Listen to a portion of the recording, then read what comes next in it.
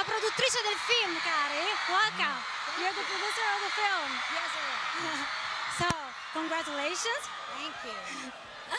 So, how, if it was different, how much was it different, this experience from the previous film?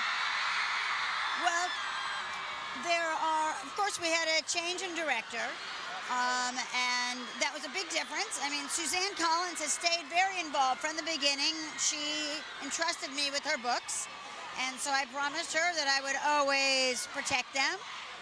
And so when we went to find Francis, we wanted a filmmaker as passionate, who could bring all of the layers, all of the levels to life of this story. And we brought in new cast, we have a new arena, we see much more of the Capitol.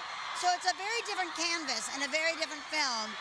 But I think that the fans will find all new layers in this movie from the last one. Thanks to the success of the first film, you got to invest like more in this film, and you can see it, and it's incredible. Oh, well, thank you very much. And certainly we so appreciate the passion of the fans, and we just want to do the best we can to tell Suzanne Collins stories as they were written, but to bring as much life to the cinema, because a book and a movie, they need different things, and we've just tried to bring it to life.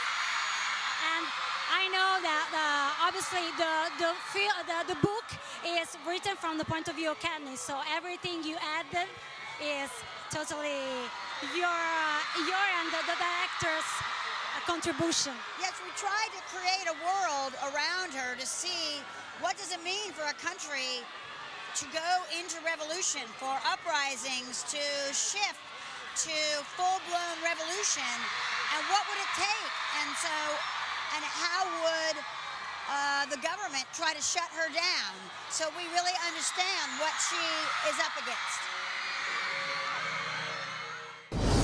Hunger Games, la ragazza di fuoco, da mercoledì 27 novembre al cinema.